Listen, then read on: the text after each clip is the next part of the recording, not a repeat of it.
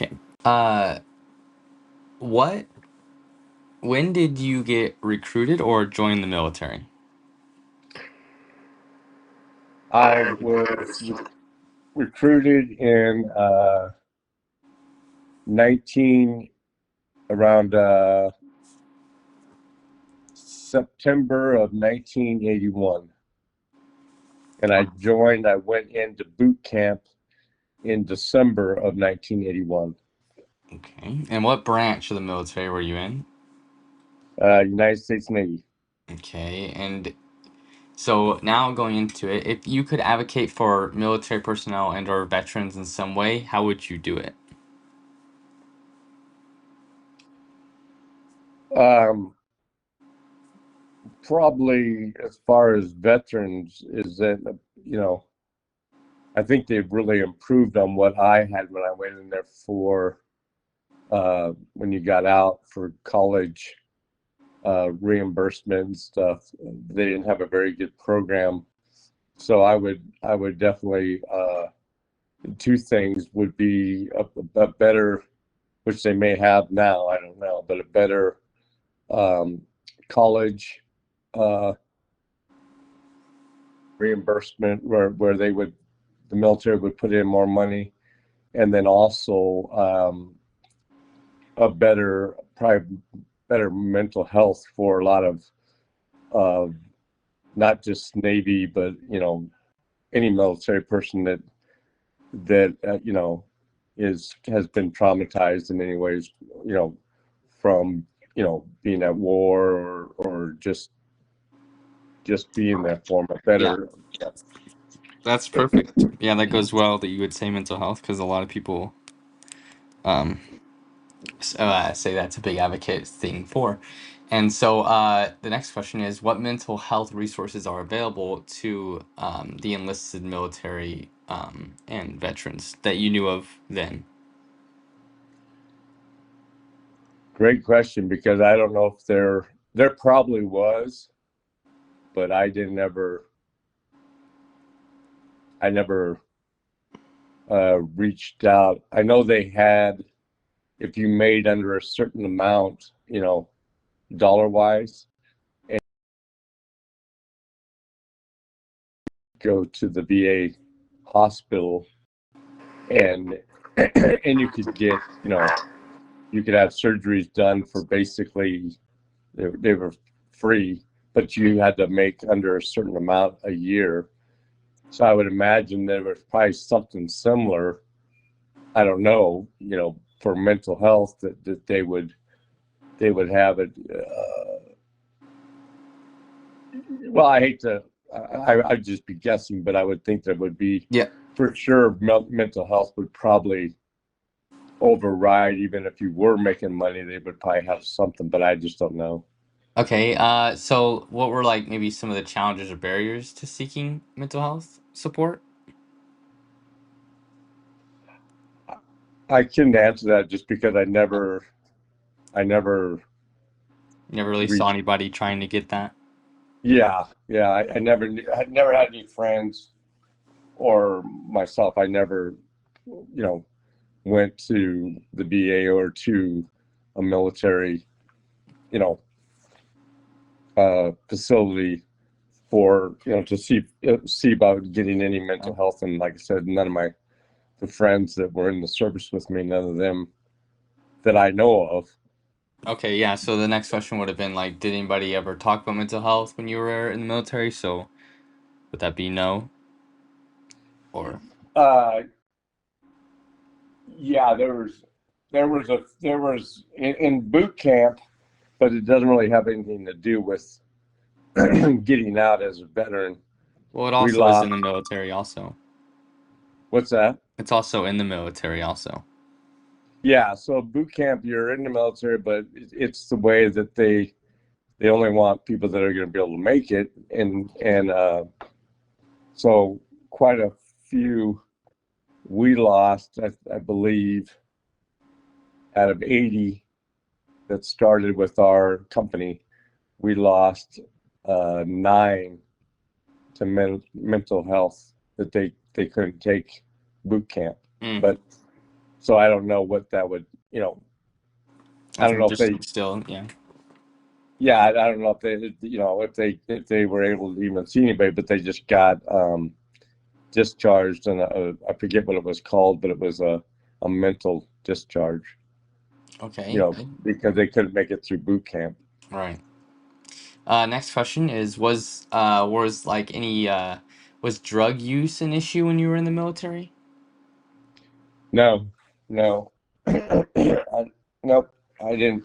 I mean, again, with my friends and the the sailors and other service members that I hung around with, um, I would say no. I would say that there was quite a few of the older sailors and younger ones too, that because you can call alcohol a drug, and there was you would be out to sea for 3 to 4 months and then come into a port, and it was definitely people partied pretty hard because they would only be there for 3 or 4 days and then going back out to sea. So yeah, I would say alcohol, as far as it is a drug, was um, was an issue with some of the older sailors and then some of the real younger sailors.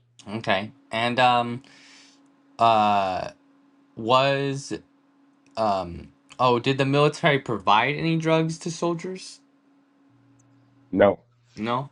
Okay. no, they did do what they, if because they would try to give you a chance if you got in trouble with alcohol or whatever, if you got a DUI or you got something like that, they had they would put them in a program and try to help them so that they wouldn't just immediately kick them out of the Navy. They tried to give them a chance, and they did have a drug. I think it was called Anabuse, and it was a pill, and you would take that and take it every day, and they had to go down, and the master at arms would watch them take the pill, and then if they tried to drink any alcohol, they would get sick.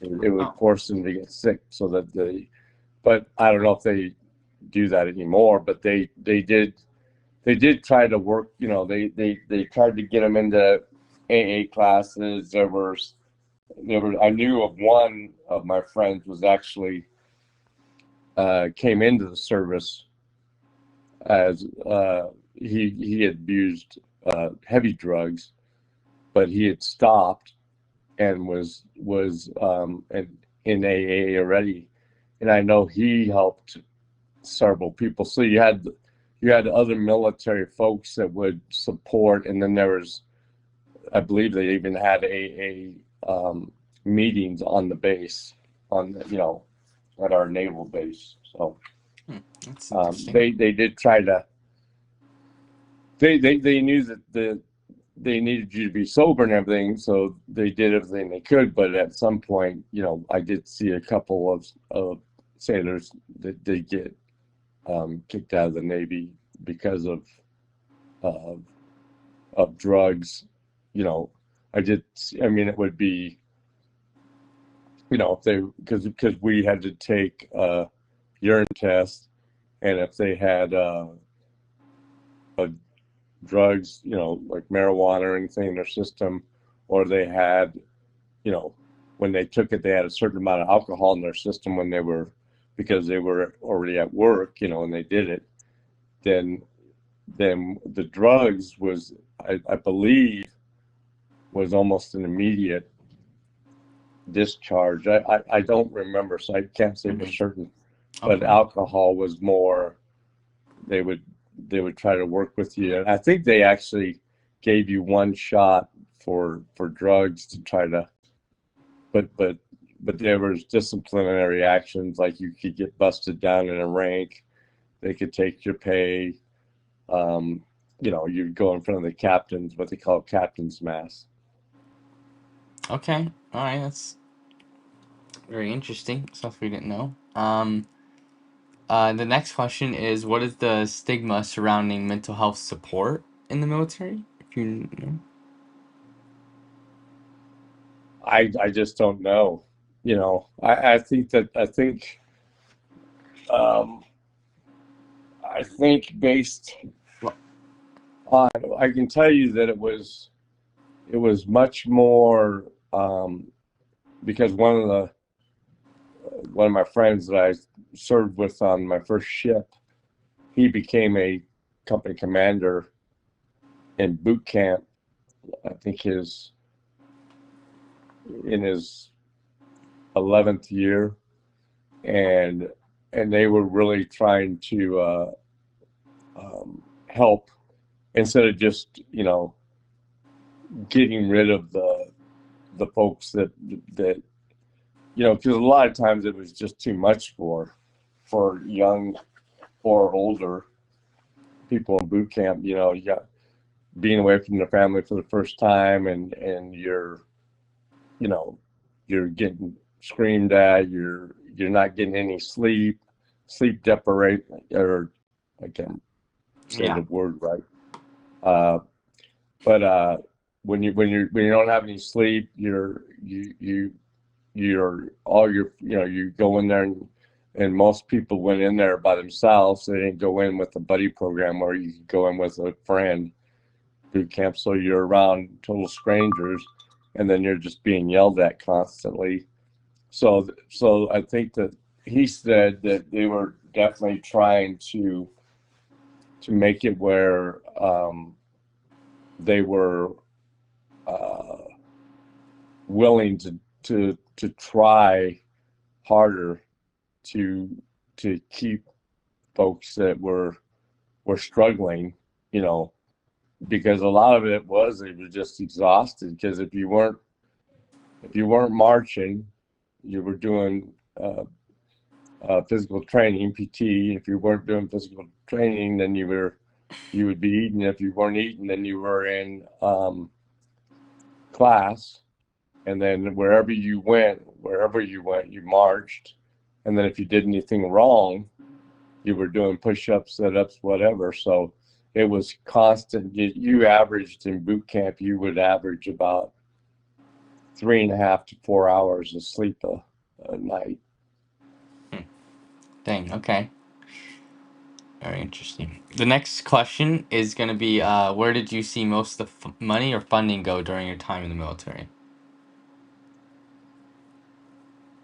I think it was, I think a lot of my understanding, because I was in when Ronald Reagan was president, he really wanted to build the military back up. So they were, a lot of the money went to getting more um, military personnel to begin with, because you got to have people, but it also went to building up and and building more ships, you know, building more uh, higher aircraft, you know, more technical and um, uh, just just just better. I'll put it like this: better tools to be able to go in and win a battle. So we a lot went toward technology. A lot went towards you know, I think I told you this before, that when I was in, they were just starting to be able to get satellite navigation, and it was very poor. You'd wait 2 hours, then you would get one, and a reading, and it may not be any good. You'd have to wait another 2 hours, and then it would be okay.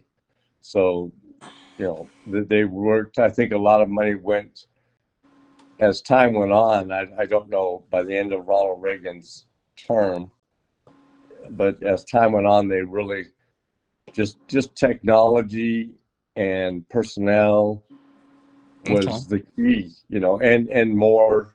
And when I say technology, you've got to build the ships, but you know, faster faster ships, fast frigates, destroyers that could protect the aircraft carriers and the cargo ships, because you needed that in case you're under attack. You could have a fast frigate that was quick enough, and a destroyer that would be able to protect you. And then of course, it also went, I believe they were um, they'd been around quite a few years, but they were putting more dollars into nuclear, as far as like nuclear subs, and and so they don't ever need to refuel. They just come in, and one crew leaves and another crew comes on. So nuclear technology, as far as powering, and energy. Okay. All right, good. Next question is, do you know of any groups advocating for the military and veterans right now? I don't. I should, but I don't. Okay. Do you think the military, um, well, let's see here. Do you think it's easier now for soldiers, in or out of the military to receive better mental health care than when you were in the military? And if so, like how much has changed? A lot or a little? Well, I would, just from what I've read on different websites and different apps, news apps and stuff, and even sometimes when I do occasionally watch TV, I think that there is more mental awareness and understanding, to not just give up on an individual. So I think that I don't have anything to back it up other than what I've seen and heard, that it's better than it used to be, but I don't have, like, none of my friends, like I said earlier, I don't know of any specific individual that Right.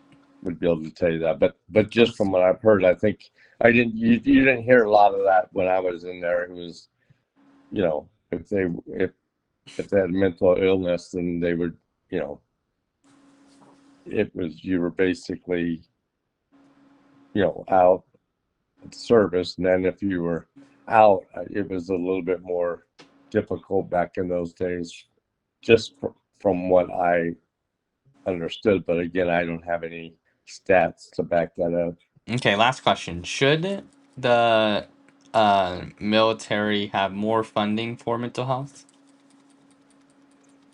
I think so, just because what happens is, even the military personnel that, you know a lot of folks go in because they don't have anything, they don't have a direction yet, so they may go in for 4 or 8 years, and they may not see any battle or anything, or they may, but and if they see, either way, the availability should be there to help them, um, if they need it.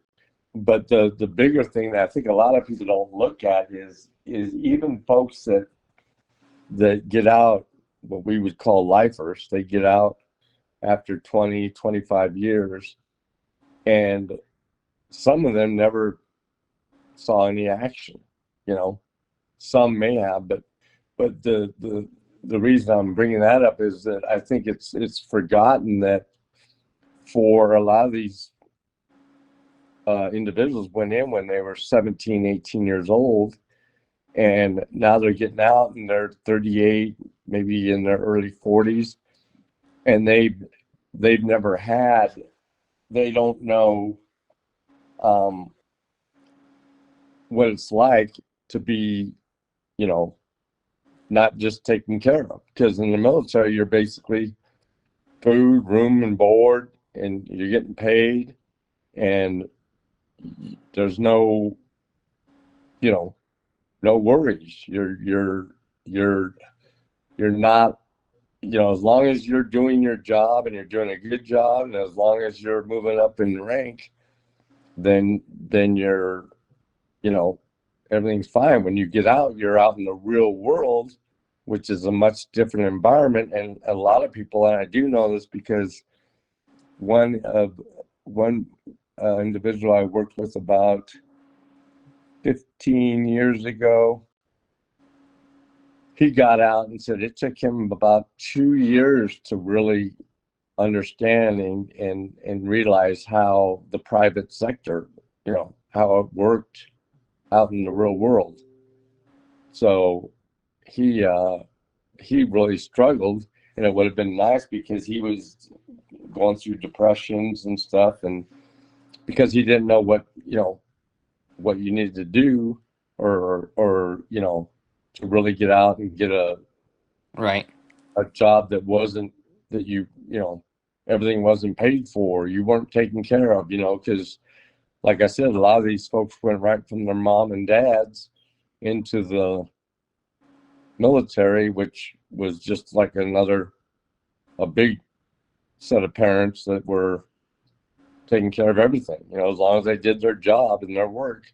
And it wasn't that the military was, the military is a very tough job, but it's also, like I said, it's completely different from going out and being in the world and and uh and working, because it's not just based off of, um people in the military sometimes would just move up because of the amount of time they were in the military.